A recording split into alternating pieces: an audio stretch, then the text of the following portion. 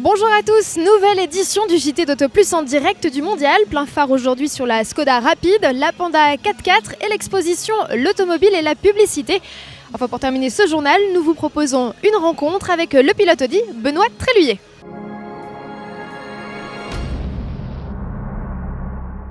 Débutons sans plus attendre ce journal avec la Rapide de Skoda, une nouveauté qui s'intercale dans la gamme entre la citadine Fabia et la berline Octavia. Mais je n'en dis pas plus, découvrons-la sans plus attendre en images.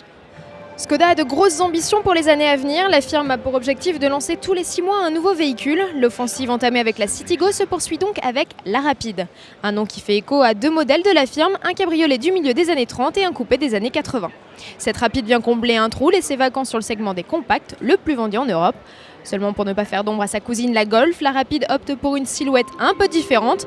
Malgré les apparences, c'est bien un haillon qui permet d'accéder au vaste coffre. Son volume est tel qu'il surclasse toutes ses rivales.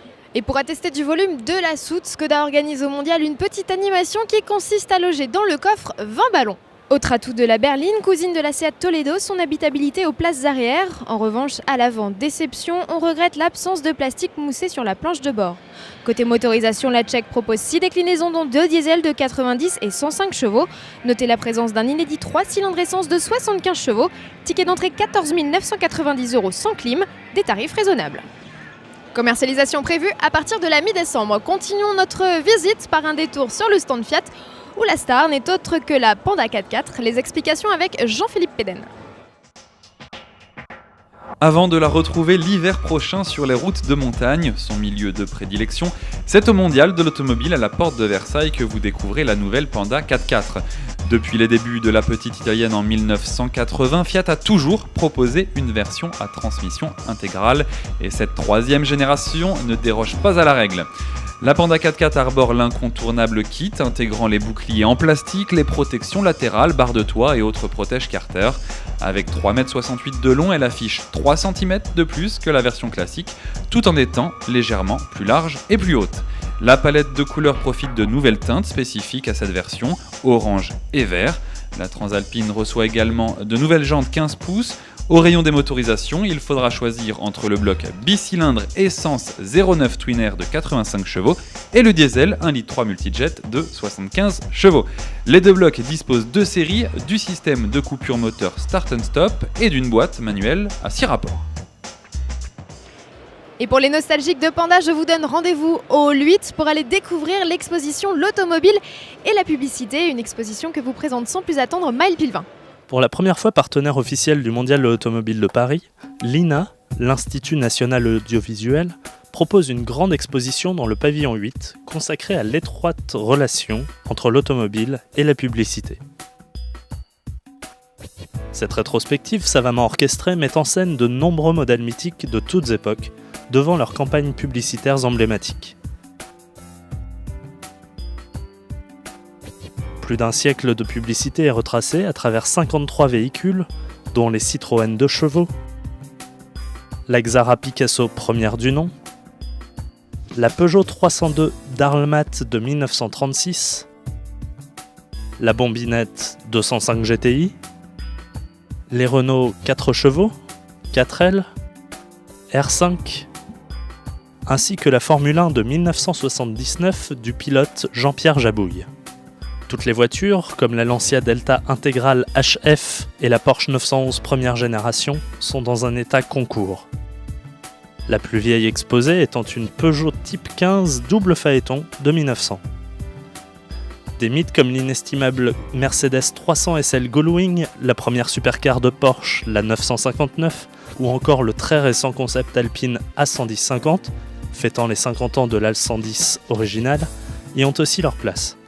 Mais qui dit publicité dit également film, et c'est une véritable salle de cinéma qui a été installée, les spectateurs pouvant se replonger dans le passé à travers plus de 450 vidéos sélectionnées.